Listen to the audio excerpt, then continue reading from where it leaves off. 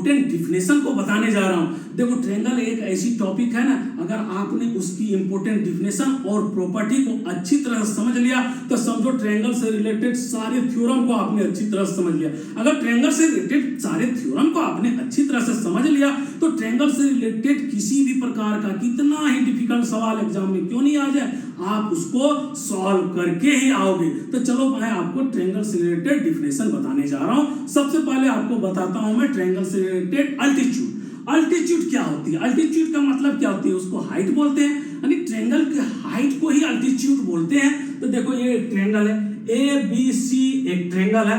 अब यहाँ देखो ये वर्टेक्स से यहाँ पर परपेंडिकुलर एक लाइन खींचा गया बीसी पर, ये इसकी अल्टीट्यूड हो गई, ये ट्रायंगल की हाइट होगी। देखो ये हाइट हमारी स्ट्रेट होती है, ये तिरछा हमारी हाइट नहीं होती है, यानी हाइट हमेशा परपेंडिकुलर होती है। तो हम ये बेस पर अगर परपेंडिकुलर लाइन को खींचे और वर्टेक्स से मिल जाए तो वो ट्रायंगल की हाइट कहलाती है। यहाँ अगर हम बीसी लेते हैं बेस तो ये इसकी हाइट होगी। अब देखो जब हम बेस ए बी लेंगे, ए बी को बेस लेंगे तो ई और सी इसकी हाइट हो जाएगी। अब हम बेस अगर ए सी लेते हैं, ए सी को बेस मानते हैं तो ये देखो यहाँ से परपेंडिकुलर यहाँ से यहाँ तक ये मिल रही है वर्टेक्स में, तो बी एफ इसकी हाइट हो जाएगी। इससे क्या आपको पता चला कि एक ट्रायंगल में तीन अल्टीट्यूड होती है, तीन अल्टीट्यूड होती है।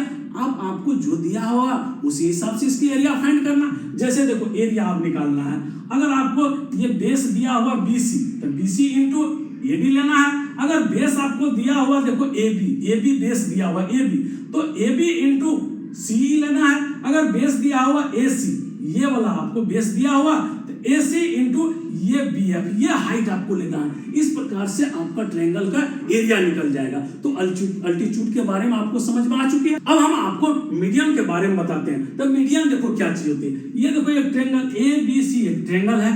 अब बीसी भुजा की लंबाई देखो ये 12 सेंटीमीटर है, यहां से यहां तक ये 12 सेंटीमीटर है। तो 12 सेंटीमीटर का हाफ कितना? 6 सेंटीमीटर। तो देखो ये जो है ना 6 सेंटीमीटर इधर और 6 सेंटीमीटर यहाँ पर एक पॉइंट दे दिए, यानी ये बीसी की लंबाई में एक मिड में पॉइंट दे दिए, एकदम बीच में जो पॉइंट दे दिए, ये पॉइंट से ये वर्टेक्स को मिलाने वाली जो ये रेखा हुई ना, ये मिड पॉइंट से ये वर्टेक्स को जो मिलाने वाली रेखा होती है ना, वही ट्रायंगल की मीडियन कहलाती है। तो देखो यहाँ बीसी बेस लिए तो यहाँ मिड पॉइंट लिया और ये वर्टेक्स से मिला दिए। अब अगर हम एसी लेंगे बेस तो ये देखो ये मिड पॉइंट हो जाएगा एसी का, तो यहाँ से यहाँ वर्टेक्स में मिला दिए तो ये इसकी मीडियन होगी। अब देखो यहाँ एडी ले लिए, एडी में मिड पॉइंट हम यहाँ लिए तो यहाँ से यहाँ तक मिला दिए, ये यहाँ से यहाँ तक सीडी मिला दिए तो ये सीडी इसकी मीडियन है गई। यही आपको समझने की जरूरत है। और ये देखो ये पॉइंट जो होती है ना, ये क्रॉसिंग पॉइंट, ये इसका सेंट्रॉइड कहलाती है, इसका नाम सेंट्रॉइड, ये आपको याद रखने की जरूरत है, इसको सेंट्रॉइड कहते हैं। अब इसकी प्रॉपर्टी क्या होती है इससे समझो। अब देखो area of B A E, area of B A E equal to area of C A E, मतलब ये जो है ना मीडियन जो है ना ट्रायंगल को दो बराबर भागों में बांटती है। ये मीडियन देख लो, ये मीडियन ए ई जो है ना ट्रायंगल ए बी सी को दो बराबर भागों में बांटती है, यानी यहाँ से इधर एक पार्ट, यहाँ से इधर दूसरा पार्ट, दोनों बराबर है। इससे मतलब क्या हो गया? Triangle area of triangle B A E, यानी B A E equal to area of triangle C A E, यानी ये ट्रायंगल के एरिया यहाँ से ऐसे करके इसकी एरिया और इसकी एरिया बराबर होती है। अब ये दोनों बराबर हो गई, इस टोटल ट्रायंगल का हर एरिया का हाफ के बराबर ये दोनों हो गया ना, तो यही इसकी प्रॉपर्टी होती है। यानी टोटल ट्रायंगल के एरिया ए बी सी में आप 1/2 से मल्टीप्लाई कर दो या उसको हाफ कर दो तो ये हाफ हो गया, ये भी हाफ हो गया, ये हाफ है, ये हाफ है। बस ये आपको समझने की जरूरत है। अब नेक्स्ट इसमें एक और प्रॉपर्टी है, ये सेंट्रॉइड जो है ना, ये सेंट्रॉइड जो है ना, ये मीडियन को, ये मीडियन जो है इसको 2:1 रेशियो में डिवाइड करती है। ये देखो ये 2:1 रेशियो में, यानी इसकी यहां से जो लेंथ होगी ना, इसकी यहां से लेंथ का ये डबल होगी, 2 गुना होगी। ये आपको समझने की जरूरत है। आप ये दोनों चीज आपने समझ लिया। अब हम नेक्स्ट डिफिनेशन समझाते हैं। अब हम नेक्स्ट डिफिनेशन ले लेते हैं। नेक्स्ट डिफिनेशन है एंगल बाइसेक्टर। देखो एंगल बाइसेक्टर का मतलब क्या होता है? एंगल का मतलब कोण होता है, बाइक मतलब 2 होता है, और सेक्टर का मतलब क्या, पार्ट होता है। यानी कोण को दो बराबर भागों में बांटना ही एंगल बाइसेक्टर कहलाती है। देखो एग्जांपल देकर आप लोगों को समझाता हूँ। देखो ये ट्रायंगल ए बी सी एक ट्रायंगल है, इसमें एक एंगल ए है, ए से ई तक को मिला दिया तो ए को ये दो बराबर भागों में बांट दिया। तो दो बराबर भागों में जब बांट दिया तो B A E, angle B A ई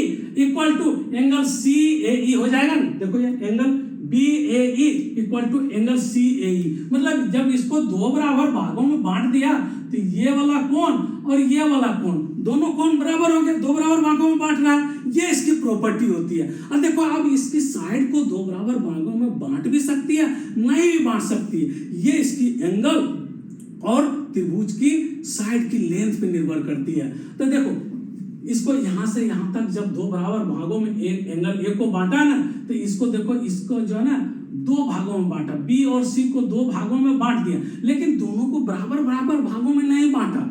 यहाँ देखो यहां से यहां तक बी से सी ये देखो 12 सेंटीमीटर है, लेकिन इसको जब दो भागों में बांटा ना तो बी से ई 5 सेंटीमीटर में और ई से सी 7 सेंटीमीटर में बांटा। तो ये तो ट्रायंगल की साइड पर निर्भर करता है, साइड और एंगल उसकी कैसी है, ट्रायंगल किस प्रकार की है उस पर निर्भर करता है, लेकिन उसकी एंगल को दो बराबर भागों में बांटेगी तभी वो एंगल बाइसेक्टर कहलाती है। देखो यहां से यहां तक भी दो बराबर भागों में बांट दिया, यहां से यहां तक भी दो बराबर भागों में बांट दिया, तो ये इसकी प्रॉपर्टी होती है। अब देखो ये जो पॉइंट जहां ये तीनों लाइन मिलती है ना, उस पॉइंट को हम इंसेंटर बोलते हैं, ये आपको याद रखने की जरूरत है। अब हम ले लेते हैं परपेंडिकुलर बाइसेक्टर। देखो जिस प्रकार एंगल बाइसेक्टर में एंगल को दो पार्ट में बांटती है, उसी प्रकार परपेंडिकुलर बाइसेक्टर में ना ये त्रिभुज की भुजा को परपेंडिकुलर दो भागों में बांटती है। तो ये आपको समझने की जरूरत है। इसमें एंगल को दो बराबर भाग में बांट रही है, इसमें भुजा को दो बराबर भाग में बांट रही है, और वो लाइन जो है ना परपेंडिकुलर है, इसलिए इसका नाम परपेंडिकुलर बाइसेक्टर पड़ा। तो देखो यहाँ पर एक ट्रायंगल है, ए बी सी एक ट्रायंगल है, यहाँ से यहाँ तक इसकी डिस्टेंस 10 सेंटीमीटर है, और ये देखो ये मिड पॉइंट ले लिए तो ये 5 सेंटीमीटर होगा, ये 5 सेंटीमीटर, यहाँ से परपेंडिकुलर लाइन खींच दिए। ये परपेंडिकुलर लाइन मतलब सीधा एकदम 90 डिग्री का यहाँ कोण बनाती है, देखो 90 डिग्री, उसको ही परपेंडिकुलर बोलते हैं। तो ये परपेंडिकुलर यहाँ से यहाँ लाइन खींच दिए, इधर से भी परपेंडिकुलर, इधर से भी परपेंडिकुलर खींचती है। अब ये जो पॉइंट होती है ना, ये जहाँ ये मिलती है उसको बोलते हैं सर्कमसेंटर, ये आपको याद रखने की जरूरत है। अब इसमें एक प्रॉपर्टी होती है, वो प्रॉपर्टी क्या होती है बताता हूँ। ये जो है ना परपेंडिकुलर बाइसेक्टर, इस पर कोई भी पॉइंट ले लो, ये पॉइंट ले लो, ये पॉइंट ले लो, कोई भी पॉइंट ले लो, मान लो हम ये पॉइंट ले लिए। अब यहाँ से जो है ना यहाँ तक का डिस्टेंस और यहाँ से यहाँ तक का डिस्टेंस बराबर होती है। तो इससे आपको क्या समझ में आई, परपेंडिकुलर बाइसेक्टर पर कोई भी पॉइंट जो है ना ट्रायंगल के भुजा के दोनों ओर से बराबर होती है, यानी इक्वी डिस्टेंस होती है। परपेंडिकुलर बाइसेक्टर पर कोई भी पॉइंट, ये पॉइंट हो, ये पॉइंट हो, ये भी पॉइंट हो, कोई भी पॉइंट हो ना, वो ट्रायंगल के भुजा के दोनों साइड से बराबर होती है। यानी यहां से यहां तक अगर ये 6 सेंटीमीटर होगा तो यहां से यहां तक भी ये 6 सेंटीमीटर होती है। ये इसकी प्रॉपर्टी होती है, ये आपको याद रखने की जरूरत है।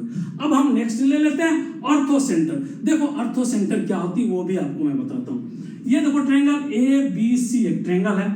अब इसमें देखो यहां से यहां तक ये इसकी क्या है, अल्टीट्यूड है, हाइट है। ट्रायंगल की हाइट क्या होती है, देखो भुजा पर ये जब परपेंडिकुलर खड़ी हो और वर्टेक्स से मिले तो वो उसकी हाइट कहलाती है, कोई भी ट्रायंगल की अल्टीट्यूड कहलाती है। उसी प्रकार देखो यहाँ भुजा पर से यहाँ तक मिला दिए, वर्टेक्स से मिला दिए, ये इसकी अल्टीट्यूड होगी, इधर से भी अल्टीट्यूड होगी। ट्रायंगल में 3 अल्टीट्यूड होती है, तीनों ओर से इसकी अल्टीट्यूड होती है। अब ये अल्टीट्यूड जो है ना जहां पर ये मिलती है, ये पॉइंट जो है ना, इसी पॉइंट को ऑर्थोसेंटर कहते हैं। देखो इसी पॉइंट को ऑर्थोसेंटर कहते हैं, ये आपको समझने की या याद रखने की जरूरत है। अब इसमें भी एक प्रॉपर्टी होती है, वो क्या प्रॉपर्टी, देखो ये ऑर्थोसेंटर पर जो ये जो कोण बना नहीं है, ऑर्थोसेंटर पर ये कोण यानी BOC equal to 180 degree minus कोण AM, ये होती है इसकी प्रॉपर्टी। उसी प्रकार देखो कोण COA कोण COA equal to 180 degree minus ये कोण B। उसी प्रकार देखो कोण AOB, कोण AOB यानी ये कोण इक्वल टू क्या होगी 180 डिग्री और माइनस कोण C, ये वाला C। बस यही चीज आपको समझने की जरूरत है। हाँ बच्चों, तो आप लोगों का अगर ये वीडियो अच्छा लगा, अच्छी तरह समझ में आया, तो इसको जरूर से जरूर लाइक करो, शेयर करो, चैनल को सब्सक्राइब करो और कमेंट बॉक्स में अपना व्यू जरूर लिखो। Thank you.